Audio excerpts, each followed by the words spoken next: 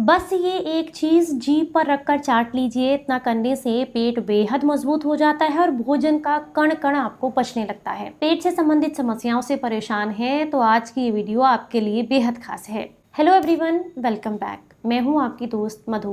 पेट से संबंधित समस्याएं हो तो शरीर को ना तो खाया पिया लगता है, ना ही हमारे शरीर को ताकत मिलती है और हम जो है धीरे धीरे करके बीमार होने लगते हैं। तो इसलिए आपके शरीर का, आपके पेट का ध्यान रखना बेहद ज़रूरी है। आज जो हम नुस्खा आपके साथ शेयर कर रहे हैं ये आपके पेट को मजबूती प्रदान करता है। कब्ज की समस्या हो या फिर आपको पेट से संबंधित कोई भी दिक्कत हो, खाया पिया ना लगना, गैस, एसिडिटी, ब्लॉटिंग, पेट में अफारा, इन सब में आपको आराम मिलता है। कैसे बनाना है इस नुस्खे को, चलिए आपको बताते हैं। उम्मीद करती हूँ ये जानकारी आप सबको बहुत पसंद आएगी और आप इसे ज़्यादा से ज़्यादा लोगों तक शेयर करेंगे। इस नुस्खे को बनाने के लिए सबसे पहली चीज़ जो आपको चाहिए वो है जायफल। हम सभी के घर में आसानी से अवेलेबल है, तो आपको लेना है जायफल। दूसरी जो चीज है वो है जावित्री। ये भी किचन में आराम से मिल जाएगी, इसको आपको इस्तेमाल करना है। तीसरी जो चीज आपको इस्तेमाल करनी है वो है वन तुलसी।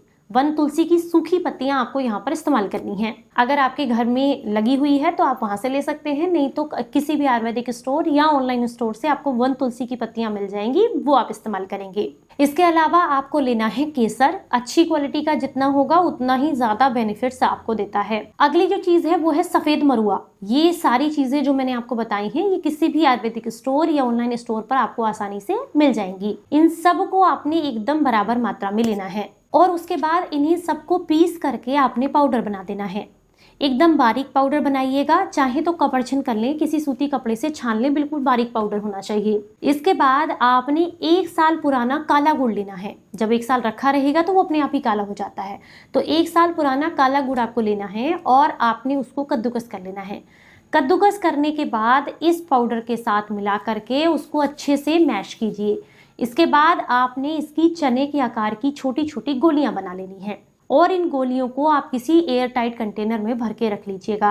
अगर आपको गैस, एसिडिटी, ब्लॉटिंग रहती है और बहुत ज़्यादा रहती है खाना खाने से पहले ही, साथ में भूख नहीं लगती ठीक से, तो आप इसे खाना खाने से आधा घंटा पहले अपनी जीभ पर रखेंगे और धीरे धीरे करके मुंह के सलाइवा के साथ इसमें से एक गोली आपको लेनी है और मुंह पे रखकर चूस लेनी है।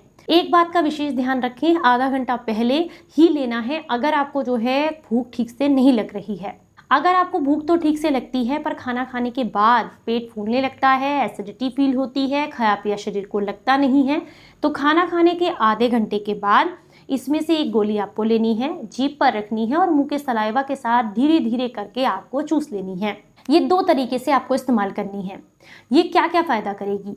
सबसे पहला, आपकी मुंह की बदबू को दूर करेगी। दूसरा, मुंह में बार बार छाले होते रहते हैं, जीभ में सूजन है, जीभ में छाले हैं, तो उस समस्या को दूर करेगी, क्योंकि ये सारे लक्षण आपके पेट की खराबी की वजह से ही आते हैं। ये पुरानी कब्ज को खत्म करेगी, साथ में जितनी भी एसिडिटी और ब्लॉटिंग आपकी है उसको खत्म करने में मदद करती है।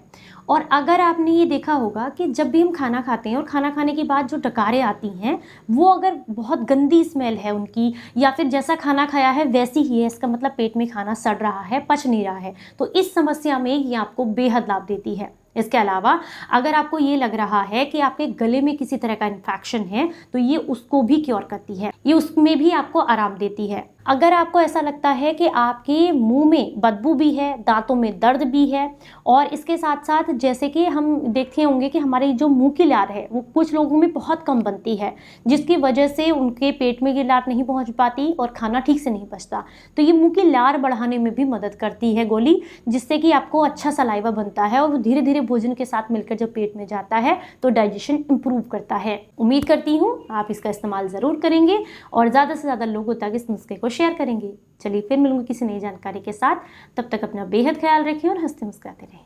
Stay healthy, stay happy.